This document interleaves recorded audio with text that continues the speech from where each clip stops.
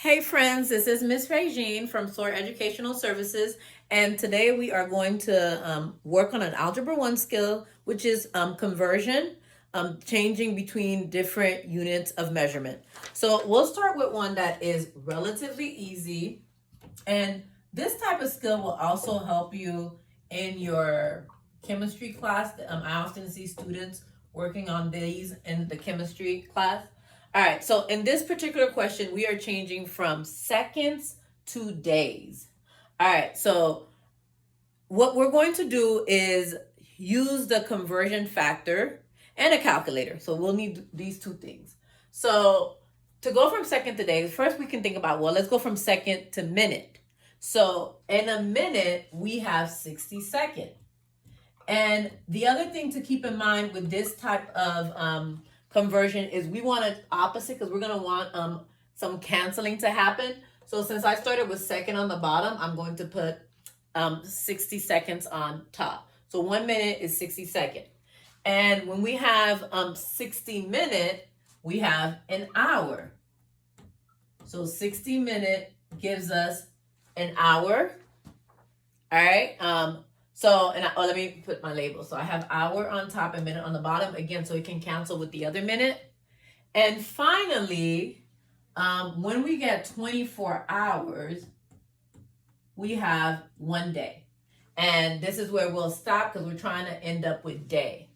And all we have to do is multiply, 565,900 times 1 times 1 times 1 is just 565,900. All right, and on the bottom, this is where our calculator comes in. We have 1 times 60 times 60 times 24. And that is 86,400. And we just need to divide those two numbers together, 565,900 divided by 86,400. And we get approximately 6.54.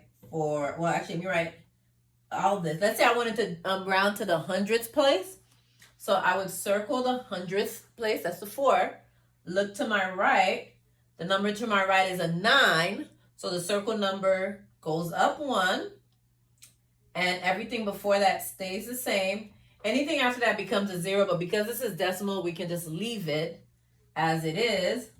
So about 6.55 days. So 6.5 days, basically. So that number of seconds will add up to 6.5 days. All right, let's try another one. In chemistry, students use this when you guys are learning about moles and how to convert from moles to grams and different things like that. All right, so here, let's say we have 17 years and we're trying to get to minutes. So we have years and we're going to minutes. So kind of like what we did before. I guess from years, we'll go to days. So we have 365 days in 1 year. And from days, we'll go to hour. All right, so this is days. We have 1 day is 24 hours. So again, look at the cross-canceling aspect of it. And from hour, we're going to go to minute. So we have 1 hour is 60 minutes. And we're stopping here at minutes. All right, so now we need to multiply our numerator, which is 17 times 365 times 24 times 60. So you just multiply straight across. All right, and on the bottom, we have all ones. So 17 years is 8,935,200. So if it's like your 17th birthday, you can say, oh, I have been living for 8,935,200 minutes. All right, let's try another one. If you think you're getting the hang of it, you can pause the video. All right, so this one is miles, and we're trying to get to feet for this one. So we know 1 mile. So some of the things you do have to know, or you have to have some sort of conversion chart somewhere. So you have to know your conversion unit. 1 mile is 1,760 yards. And 1 yard is 3 feet.